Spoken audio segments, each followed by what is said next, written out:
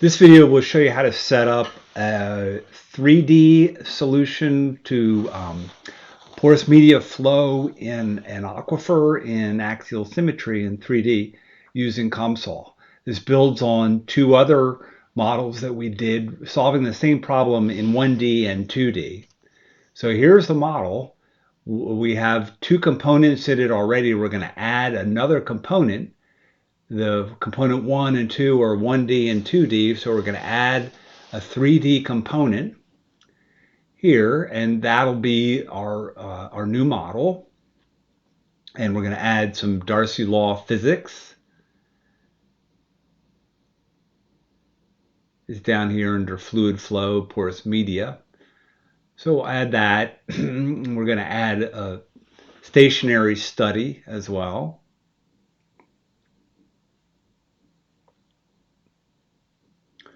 Be study number 3. The first study 1 and 2 are for the other two components.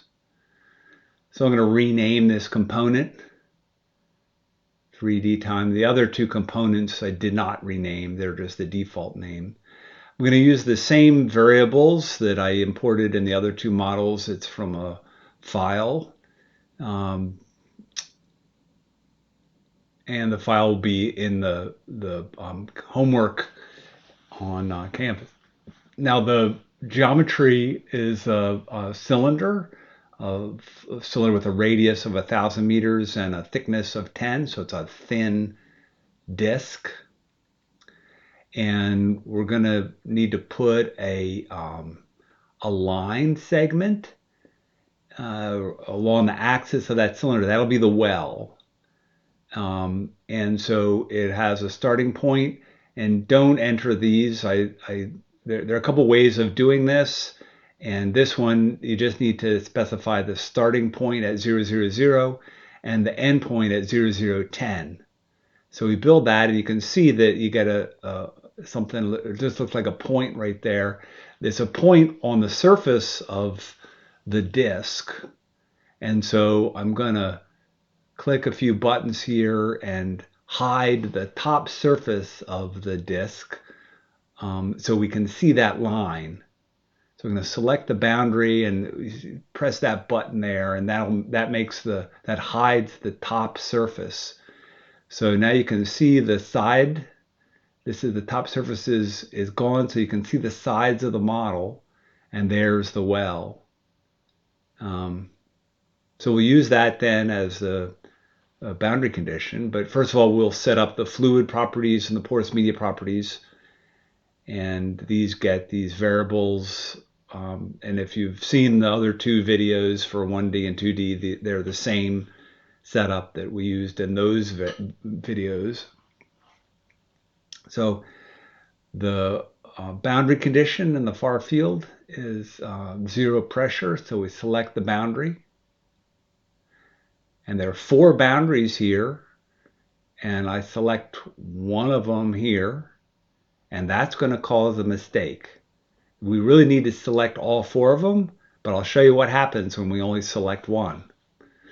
Okay, now we're going to set up the boundary condition at the well. We'll use mass flux, and as it turns out, it won't be this mass flux. So we're going to use that well, but this mass flux is for a boundary surface. We need to use a different boundary condition. It's here under edges, and we can select well.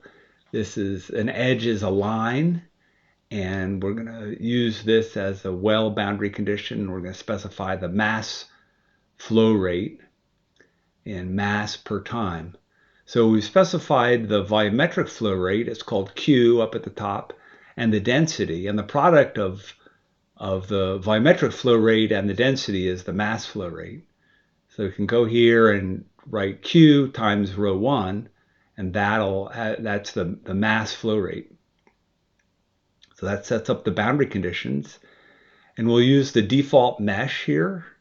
This is a tetrahedral mesh, and then we'll run it, and the study has all 3 of the components by default, but we're going to turn the first 2 components off and just run that third component, the 3D component.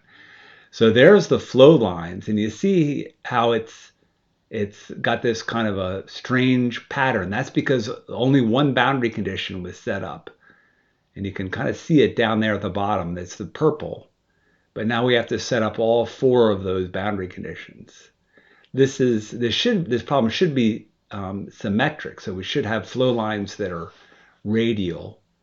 So we're going to go and select all 4 of these boundaries and then rerun the solver and see what that does to the flow. That's the flow that we expect. Those are radial flow lines. Now we want to plot this pressure as a function of distance on the plot that we made with the other 2 studies, or the other 2 components. So what we need to do is we need to capture that 3-dimensional data along a line. So we use a 3D cut line, it's called. We select that, and we're going to specify the coordinates of that line. And those are the coordinates, and you can see there's the line. It's a radial line along from x equals 0.1 to x equals 1,000. And we make sure that the data set is associated with that cut line. And now we're going to plot the hydraulic heads. And you see this is DL3, and the variable name is capital H. So there we plotted it, and it's there. It's right along there with all the rest of them. It's hard to see it, though. So I'm going to try to make it a little bit easier to see by making it thicker. And it's black, so it should stand out, but I'm also going to make it dotted. So there you can see. That's the 3D model. So you can see all of these 1D, 2D, and 3D models are plotting all together, and they're right there with the analytical solution. So that's good. That's what we expect. Comparing to an analytical solution verifies the numerical analysis, and comparing all the 1D, 2D, 3D makes us have some confidence that we're on track, that we've set those models up and things are working properly.